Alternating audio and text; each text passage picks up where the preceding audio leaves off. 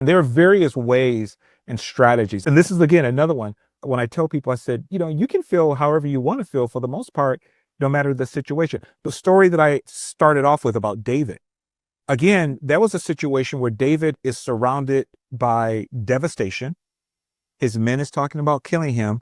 Nothing in his outside world changed, but he encouraged himself in the midst of that situation. So that means that how I feel is not determined by what's going on around me. It's by what I'm doing internally. And welcome to Strategic Edge, a podcast by leaders and for leaders. We're here to inform, instruct, and inspire leaders. We're going to share information about business models, about theories, but then we're also going to provide instructions. How do you apply those? How do you make them very practical? And finally, we're going to encourage you to act. My name is Ted Davis. I'll be your podcast host and your leadership coach. I have been a practitioner, a student, and a teacher of leadership now for nearly 60 years. And as my future guests and I inform, instruct, and inspire you, I encourage you to do three things. First of all, absorb what we share with you. Make it your own. Take it on. Take notes. Make it your own thoughts. Make it part of what you now believe about leadership. Number two, reflect on it. What does it mean to you? What do we affirm that you're already doing? What ideas do you pick up about how to improve? And then thirdly, we want you to commit to an action plan so you can continue to move forward. So we want you to absorb, reflect, and commit. And with that, let's start today's podcast.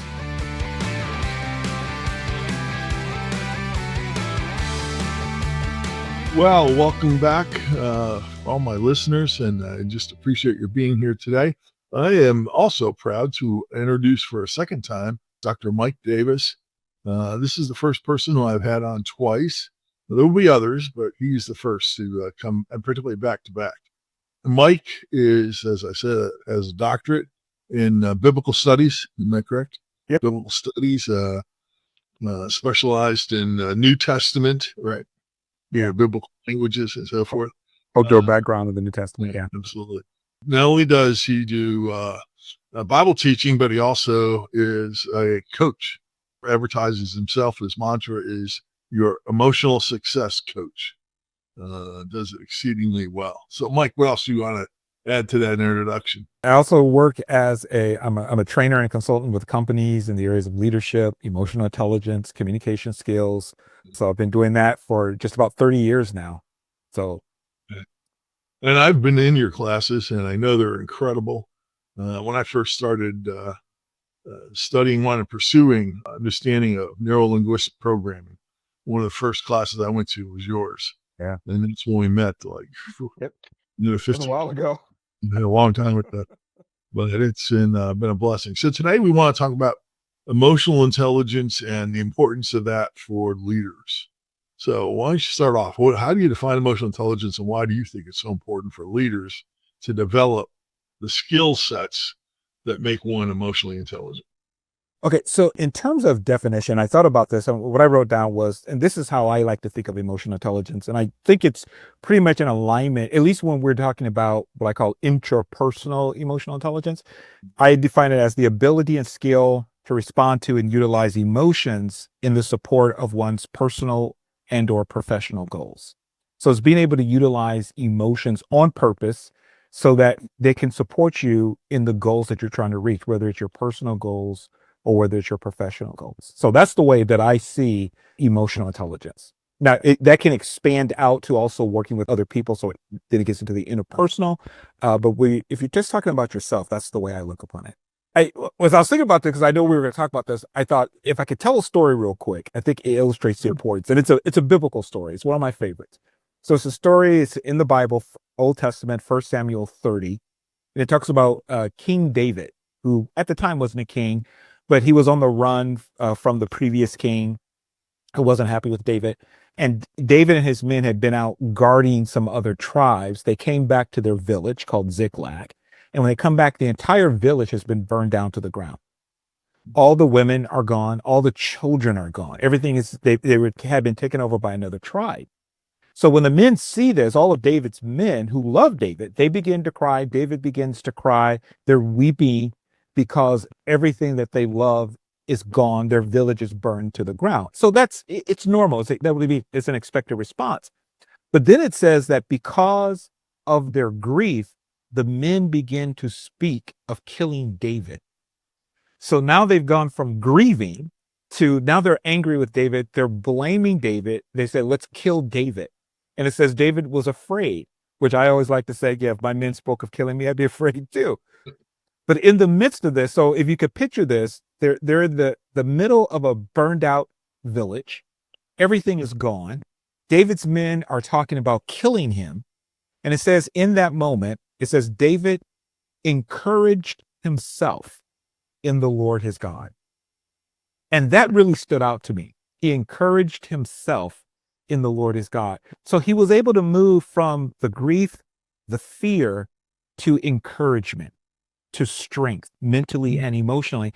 And then the story says that David, in the biblical story, he sought the Lord, he got wisdom about what to do, and they were able to recover everything. They recovered not only what they lost, plus more.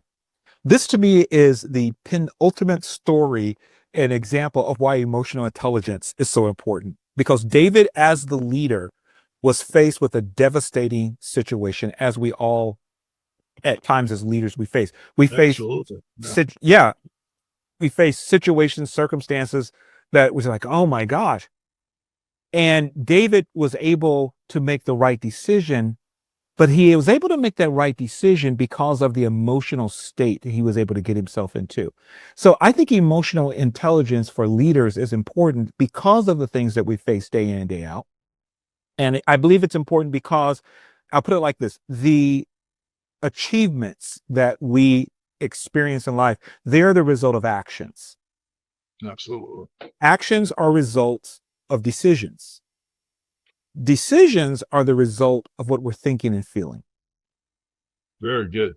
And so in that situation, David had to make a decision about what he was going to do. But the first thing he did was he got himself into a better place mentally and emotionally to make the right decision, to take appropriate action that led to a desired end result. Here's one other thing from that story that I took away from it that really strikes me. David's men in that moment, they wanted to kill him. If they had killed him because of the emotions that they were feeling, they would have lost everything that they desired. So the wrong emotional state can lead to the wrong decisions, which lead to results that you don't want. But if you're able as a leader to put yourself in the emotional state that will best serve you in achieving the goals, the outcomes that you want, then you are on a path to where you're able to succeed. Your success, your chances of success are much more likely than if you are just go by and just indulge in any emotion that comes your way. So that's why I think it's so important. Well, I think that your story illustrates the importance of both personal emotional intelligence, but also the second pillar of competency, which is social intelligence. How do you read a crowd? How do you understand your people and so forth? Right. Very often when I'm coaching, I don't know about yours, but mine, it's really about my coachee, what is their emotion and how are they reading it and so forth. But I don't talk as often as we probably should about the social piece. How skilled are they at reading the crowd, of understanding where your people come from? And then when I do talk about it, I think the chief among the social competencies of emotional intelligence is empathy. Yes. Can you empathize with others? So it's a great story. So how do you go about as a coach and as an instructor helping people grow in their emotional intelligence? As you know, a few years ago I developed a model. This is an acronym. We call it the A.D.E.P.T model, A.D.E.P.T, and A.D.E.P.T means skill. And I developed that because I was looking around, I was thinking, what's a great way of being able to teach people steps for emotional intelligence that it can be kind of simple to remember. And I ended up coming up with the ADEPT. So I wanted to share at least the first three letters in that model, because for me, these are the things that I do with people when I'm working with them, whether I'm working with clients in a corporate setting or whether I'm working, like I do a lot of work with couples, helping them. And one of the major things I'm doing with them is often helping them to learn emotional intelligence skills, Absolutely. or if I'm working with a person one-on-one. So the first one is people need to learn awareness. In order to become really good at developing emotional intelligence, so you can utilize emotions, whether it's your own, and what I mean by using them, I don't mean that in a manipulative way, but I mean being able to intelligently respond to them Yes. so that you get the best possible results, whether it's your own or other people's. So one is awareness. You've got to be able to be aware of, what am I feeling? What are other people feeling? One of the things I found over the years is that people tend to not be aware of their emotions. They're not, they know they're feeling something, but they're not aware of what they're feeling. They can't name it. So part of awareness is being able to be specific about, what exactly am I feeling? So a lot of times when I will ask people, well, what are you feeling? And they'll go, I'm upset. And I will say to them often, that's not a feeling. That's an evaluation of your feeling. I said, but what's the emotion that you're actually feeling? You have to give a name to it. And most people have a hard time doing that because we're not taught to do it. They really do. Yeah. We're Yeah. not taught how to understand our emotions. So. Exactly. And everything that I've read over the past 30 years, especially lately, Dr. Lisa Feldman Barrett, who is a neuroscientist, she wrote a book called How Emotions Are Made. And she talks about the granularity of emotions. And part of that has to do with being able to be aware of what you're feeling and naming the emotion. So that's number one, being aware. And part of awareness is, can I say, am I sad right now? Am I anxious? Am I happy? Am I ecstatic? What exactly am I feeling? And so that's the A, being aware. Another part of the A is being accountable. And by that, I mean, I teach something that we call the 100% solution. And it's the idea of, you take 100% responsibility for your emotions and your emotional well-being. Yeah, absolutely. Meaning that you don't make other people or situations, you don't make your emotions or your emotional well-being dependent upon or limited to situations, people that are outside of your control. Well, yeah, flies in the face of so much of what we see in the I know. news, safe spaces, and all that. It's somebody else's fault. Did you ever? Yeah. Somebody asked me about that one time. They said, what do you think about safe spaces? I say, look, if you're using it as a temporary stopgap measure, I don't have a problem with it. But if it becomes a thing that you always have to have that, then that means that things outside of you, you're operating off of the belief that things outside of me determine how I feel. And the science in psychology and neurology, one of the things that Dr. Lisa Feldman Barrett says is that we construct our emotions.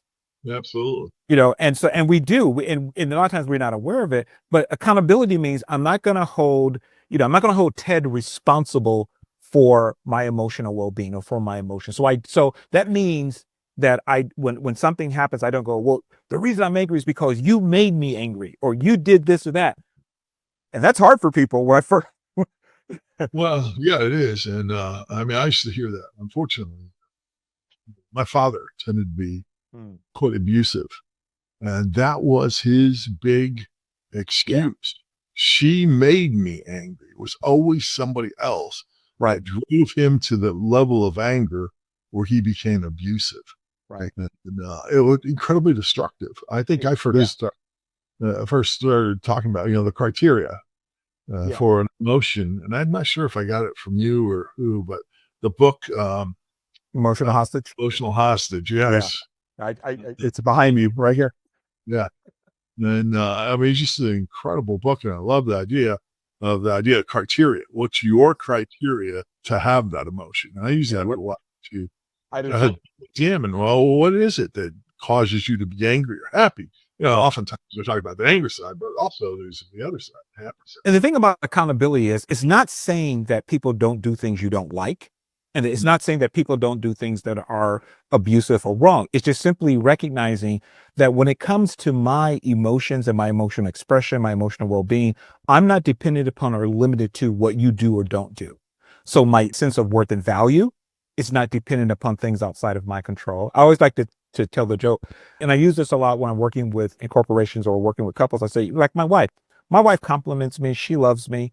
But if my joy and my happiness was dependent upon every single morning, Karen, my wife, has to get up and say, Mike, you are the most wonderful man in the world. There is no one like you. You are just so what I said, there are going to be days I'm unhappy because she just doesn't do that.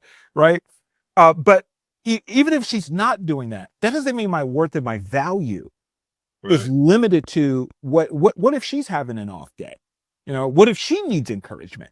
So accountability is I take 100% responsibility for what I'm feeling, that I understand. Now, of course, we're not going into depth in this, but it's understanding how your emotions work. It's understanding how they get constructed. Once you understand it, because when I work with couples, they always go, huh? I can't blame the other person. I said, I'm going to show you how to take responsibility. So it's certain skills that's needed, but accountability, awareness, that's the A. The D is what I call detach or distance skills, meaning that you're able, there are times we all feel emotions that I like to say that for what we are dealing with, it doesn't serve us. So that might be fear. It might be nervousness. One of the questions I will often teach people is to ask themselves is, does this emotion serve me in this situation? And if the answer is no, then I think, okay, then you need to be able to detach from that emotion or get some distance from it so you can have choice about what you're going to do next. So learning what I call detached skills or distance skills. And what's amazing is there's a book out called Chatter by Dr. Ethan Cross, who's done research on our self-talk, our inner dialogue. And I was surprised, I was happy to see that he talks about distancing in his book. And he says that you learn to distance yourself from certain emotional states so that it lowers the intensity. And I've taught this for years, but it lowers the intensity of the state. And he says, and from out of that, you learn to develop wisdom. You learn to think about what do you do next. Yeah. So distancing skills, or sometimes I call them detached skills, is where you're able to step back from an emotion. You're not being controlled by the emotion. You recognize you have choice and you're able to step out of that emotion. I like to call it, you step out of it into a different emotions. And again, people, when I've said this over the years, people go, wait, I can do that? I go like, yeah, you have much more emotional control and choice than you recognize. Isn't it amazing how much we don't know about ourselves? Yeah. We haven't been taught that stuff as kids or as in coming up through high school, college, whatever it is. Yeah. We were never taught about understanding ourselves and Yeah. how much we really can control about our behavior, about first our emotions and then our behavior. Yeah. And let me say real quick that when we're talking about emotional control, we're not talking about simply emotional constraint. That emotion, I tell people, I said emotional constraint is good, which is you hold yourself from acting on certain emotions. I'm not going to act on an emotion. I said, but emotional constraint by itself will get you tired real quick because you're always just resisting, not acting on a certain emotion. I like to use the And word. I'm sorry. with that restraint would Yeah. accumulate anger. I mean, it leads Yes. to Right. and grow destructive. Absolutely. Exactly. Well, so I like to think of it as emotional choice, meaning that I have a choice about what I feel. So, because I tell people, I said, there are times anger, once you start to understand your emotions, anger can be appropriate for the situation. So it's not that anger, people tend to talk about positive and negative emotions. I tend not to talk about them in that way.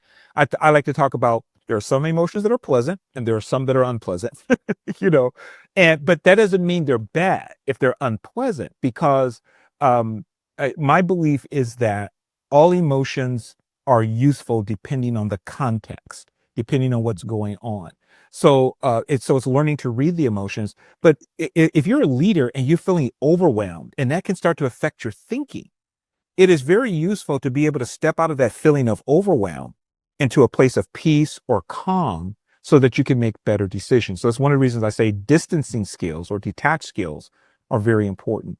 The third one, the E of the A.D.E.P.T. The E is learning how to elicit emotional states that will help you in the pursuit of your goals. So do you know how to get access to certain emotional states? And there are various ways and strategies. And this is, again, another one. When I tell people, I said, you can feel however you want to feel for the most part, no matter the situation. The story that I started off with about David, again, that was a situation where David is surrounded by devastation.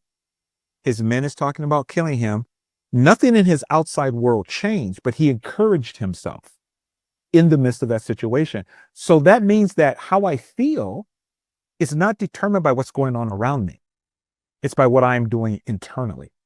And so So knowing how to utilize your mind, knowing how to utilize your imagination, there are various ways that people can, and we try to encourage people to do that. Is when we do the workshops, we say, there's a section that where we look at various skills and also what are strategies that you can utilize in order to elicit the emotional states when you need them. So one of the things that I would recommend people do is, look at in your life, what are certain emotional states that you experience within a week that you know that they are consistent? Like, is it fear? Is it overwhelm? Is it stress?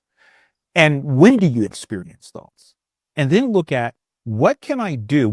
How would I like to feel instead of overwhelm? What would I like to feel instead? Let's say it's peace, or instead of feeling stress, I like to feel calm. Okay, great. So when you're feeling overwhelmed, what can you do? What strategy? And I'll say pick at least 3 strategies, so you have choice of what you can do to move from overwhelm or stress to calm. Have those strategies. So you identify this ahead of time. You don't want to wait until you're in this situation to go, okay, what was that I was supposed to do? you're absolutely right. And I think that's where the study of emotional Yeah. intelligence is important. So, what are I think I picked it up from you, the idea of resourceful emotions. Right. Yeah. I think I got that term from you long ago. But what are they? And then the idea, just as you Right. said, what are those strategies? What's the kind of rehearse Yeah. how I get into them? Because at the moment of crisis, I mean, every crisis is solved before it ever occurs. Right. Right. So you got to be able to figure out what are the tools, what are the responses, and then choose the right one. So Yeah. the I, study is I, good. I heard somebody say years ago, they said, the key is not to try harder, but to train better. Which I love that. And so much of the time we try harder, we try harder. But if you think about ahead of time, how do I want to respond when I know the situation is going to come up or situations like it? How do I want to respond? Think about that ahead of time. And then what's the strategies I can use to help me to feel that way so I respond behaviorally in the way that I want? So you can use music. Music is a great way of being able. I was just listening to something before we got on, Dr. Ethan Cross again. He was on a podcast and he was talking about, because he's writing a new book about, I think they're calling it Shift. And it's about shifting your emotional states. And he's going to bring in his research on self-talk. But he was talking about music. And music is one that I use, in a variety of ways. So I get up in the morning. Karen and we get up very early. Sometimes she's up before me, so I'll end up making the bed. And I don't do this every morning, but there are mornings I get up and I make the bed and I'm playing the theme song to the 1940s movie The Mark of Zorro with Tyrone Power. It's like 5 o'clock in the morning, and I hear this dun, dun, dun, dun, dun, dun, and I'm making a bed. And I time it to where when I throw the covers, it goes dun, dun, dun. So there's this big flourish. It's my way of enjoying. It's my way of starting off my morning. Like I said, I don't do it every morning. I think the very first time I did it, Karen was like, "What are you doing?" I said, "I'm playing the Marco Zorro." It's like playing the theme to the Rocky movies to down Exactly. exercise. If you got to go run, play I, music I and keep you going. on my phone, I have a list of music. It's titled exercise slash Yeah. superhero music. And I've got Rocky, I've got the theme of Superman, but it's for when I exercise. So again, the idea is having strategies in place, whatever they are, that will help you to get into that emotional state as quickly as possible, that will support your ongoing behavior that you want so you can achieve the results that you're looking for. Excellent. So those So 3 things. yeah. So the A was accountability or Yeah. Be awareness and accountability. awareness. Yeah. Awareness, Awareness and accountability. detach, Detach. Yeah. Learning. listen, Yeah. And elicit. and then what's the P? The P is actually practice. It's put it into practice. You've got to practice. The only way to get really good at emotional intelligence is you've got to practice it. Because if you don't practice, you're not gonna develop the skill. It's a skill, just like any other skill. And so as leaders, we've got to practice those skills. And then the T is, I call it test and tweak, which is basically get feedback. Look at what works for you and what doesn't work, and then tweak it. If something is not exactly working exactly the way you want, what can you do differently? or what could you do, or what you might need to do something altogether. So I myself, whenever and you know me for quite a while, Ted. Whenever I learn a new a skill or a technique, I try it on everything. I'm like, okay, does it work here? Does it, And actually, I'm usually testing it to see where it doesn't work. I want to know, where does this not work? And then what can I do to test it and tweak it? And then I go and teach it to other people. But I'm always testing it. I'm always trying to learn better. It's like, for myself, first and foremost, I want to get better at this. I've been doing this now for 30 years, but I'm always like, I can get better. I can get better, So I'm always learning, researching, reading. And when I learn a new tool, I'm like, okay, let's try this on a bunch of things. Let's try it here and here and here. And that's when I'm coaching people. People say, "Wow, you're really good at this." What's because I have tried it out. And so I usually tell people, I said, I have tested this tool. The way I say it is up the yin yang. I do it on everything because I want to know where it works, and I want to know where it doesn't work, and how I can improve upon the tool if necessary. So testing it, tweaking it, getting feedback is what it's about. Well, I think you're absolutely right, and that's where you become, the expert. I saw something the other day. I think it was on Facebook, and something about a level that somebody trains well enough so they can do it right. I think it was where the expert trains well enough that they never do it wrong. Yeah. Now, the idea of automaticity, and I think you're absolutely right. Where does that come from? Yeah. With testing, training, repeating it, which means you've got to be intentional about this stuff. Yeah. No, you cannot just simply read a book, and think you'll learn how to ride a bicycle and now you can ride it for a number. No, you can't. You've got to be able to implement it, and not just simply think about it, but then to put it into practice and develop the skill set. Right. I want to go back to something you said about the automaticity. I don't know if you've ever heard the story about Larry Bird, the basketball player, how he was doing a commercial. I don't know if it was with Michael Jordan or somebody, but in the commercial, Larry Bird, it was supposed to be a scene where he shoots and he misses. And when they were filming it, he couldn't miss. And they had to keep doing it over and over until he actually, and again, it goes back to what you said about the master. He was trained to not miss. And so they had to do it over and over because he was just so trained. That's the thing. He was so trained to get it. That's the thing with emotional intelligence skills. People ask me they go, well, do you utilize this? I said, yeah. I said, I utilize it automatically. I said, because I'm practicing a lot, so that when I go into a situation, my first thought is, okay, what am I feeling? Does this serve me? Do I need to back away from this? It's been trained over years to do that. So what you're saying is so true. Practice is so very important. You've got to practice and you've got to train. And I think the other thing is, you develop these skills. It takes, as you say, the training, you got to test them and so forth. You can't do it all at once. Right. You don't go from being a brand new football player to being, Patrick Mahomes. It takes a long time to develop those kind of skills. The physical skills as well as the mental skills to be able to recognize situations, to be able to recognize what tool do I call upon to do that. So the point of that is, you can't rush it. Right. You've got to apply it. You got to work at it. You got to start somewhere. Yes, absolutely. And then just don't think that reading the book or you pass on the course. Yeah. I think sometimes our education system, gosh, you pass that test, but that doesn't necessarily give you mastery. Right. Exactly. Absolutely. Both of us, as working on our doctorates, it took a while. Even when I graduated, earned my doctorate, and got that title and so forth, and I always thought, "Ooh, I'm not so sure I'm an expert yet." You're right. You still got to go. You got to go apply it. You got to go use it. Right. And that's where teaching is incredibly important. And then working with leaders. That's awesome.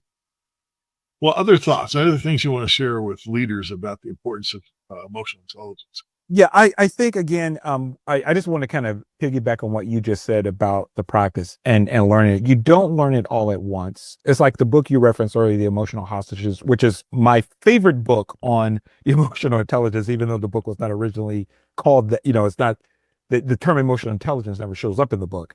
But to me, it is like the premier book on emotional intelligence. But in the book, they teach an 8-piece model for shifting emotions. and I had them all memorized. But when I first started, like you just said, I didn't try to utilize them all at once, all 8 components. So I would take one or two and focus on it for a week or 2 weeks to shift my emotional states. And then I would do another one. Then I would do another one. Well, now, it's been many years. I know all of them. I can go through them fairly quickly. I can alter my emotional states. But like you said, it took time to learn to do that, and learning and not getting it right and then getting frustrated and going back to it and go, oh, okay, I see what I did wrong. So I think people definitely, as leaders, we need to be patient with ourselves. But it is worth the time and the effort, because as we said before, your achievements are the result of the actions you take. The actions you take are the result of decisions you make. Decisions you make are going to be the result of what you think and feel. So you want to make sure, you want to make sure you have choice and control. One of my favorite quotes is by the psychologist, the late Dr. Mihai Csikszentmihalyi. He wrote the book on flow. And it took me quite a while to learn to pronounce his name. I know. Uh, I still can't personally. every so often I go look it up just to make sure I'm pronouncing it correctly. But he has a quote in the book, it's on page 2, and he said that people who learn to control their internal experience will be able to determine the quality of their lives. It's my favorite quote in the book. Yeah. And it's what I see that I do in terms of my teaching, my coaching, is helping people to take control of their internal experience, which will impact the quality of life that they're living, which will impact the quality of their leadership. Absolutely. That's awesome. One of my favorite quotes, I'm very old. I think it was Aristotle about emotional intelligence. And he says, anyone can be angry. That's easy. But to be angry with the right person to the right degree at the right time for the right purpose and in the right way, that's not easy. Yeah. And I think that's true about emotions. Yeah. Again, your model, your ADEPT model, is so relevant to that. So, well, I've really enjoyed talking about this today. Unfortunately, we're running out of time. So, what are 3 practical things you recommend to leaders so they can start developing emotional intelligence? One, I would say invest. It is worth your time, your energy, your effort, and money to invest in your emotional intelligence skills. So that's number one. Invest the time, invest the effort in programs, in trainings that will help you to do that. Number two, though, is what I would say is that not all emotional intelligence programs, trainings, and books are equal. I'm sure as you like, Yeah, we see some really bad ones. Uh, I've been through programs like, oh my God, this is horrible. Uh, you know, and so when it comes to these type of programs, I have to admit, I tend to be very critical, yeah, critical, but in a way, it's in terms of I'm looking at the quality of it. So I would say look for programs, look for books, look for facilitators, coaches who will not only give you theory, but also they will give you practical exercises and skills that you can use both in the short term and in the long term. So by short term, I mean, can you do something in the moment to shift your emotional state? Will the course teach you that? And then in the long term, will it help you to develop your emotional well-being in the long term? right. So that's number two. Make sure you get good quality. There are some programs I've seen, they're heavy on theory. You walk away, it's like, okay, but can you do anything with it? Correct. Yeah. So I say look for those. And then number three is, we said it before, and that's practice. You only get good at this if you are going to practice. And to help people to motivate to practice, this is what I would say. Years ago when I was taking a training, and I was learning these things and I was applying it, and there was a particular person that I was training with, and I would see them at least twice a year to take other trainings with them. We were having dinner one night and I said, I'm noticing that some of the people who take the trainings, they come back and they go, yeah, I haven't used it since the last training. And I'm going, what do you mean you haven't used it?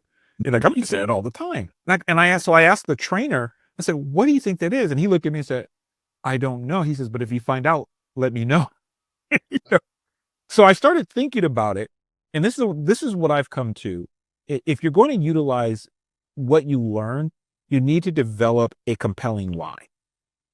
So even with emotional intelligence, think about, why must I utilize these tools? Why is it really important? Why am I investing my time as a leader?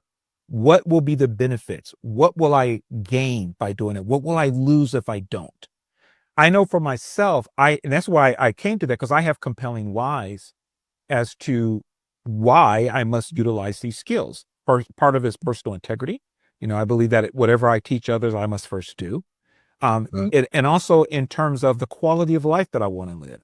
These emotional intelligence skills have been a key for me having, my wife and I, we've been married 36 years, and some of our story. A lot of what we overcame was because of the emotional intelligence skills we learned.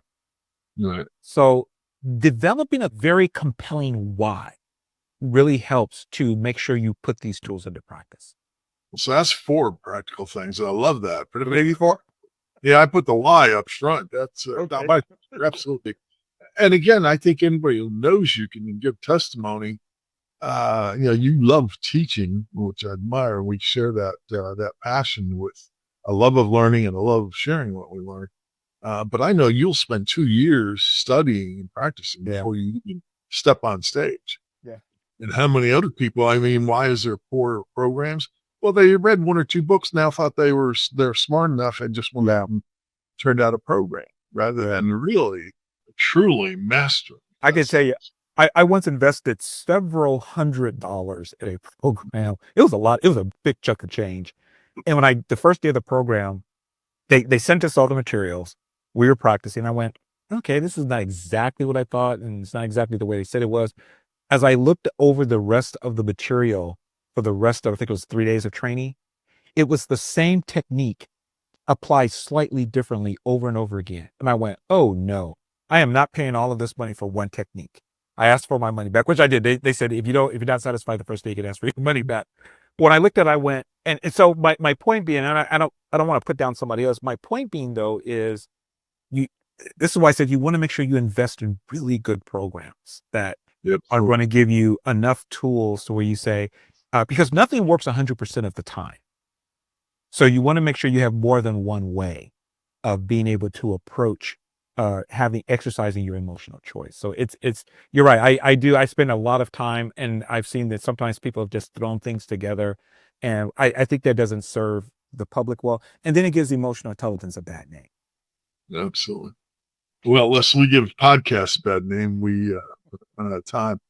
Mike, I can't thank you enough. It's been wonderful talking today about emotional intelligence. Our last time talking about wisdom, and I really look forward to hearing what our listening audience has to say about this. So thank you.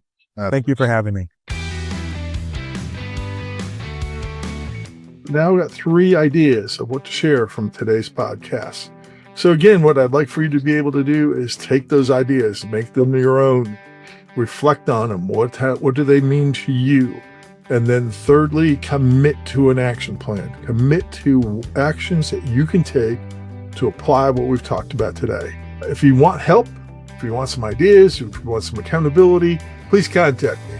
Contact me by sending me a text, 913-306-1499. Put podcast follow-up in the text message, and I'll get back to you within 24 hours. Thank you so much for listening today, and I'll see you on our next broadcast.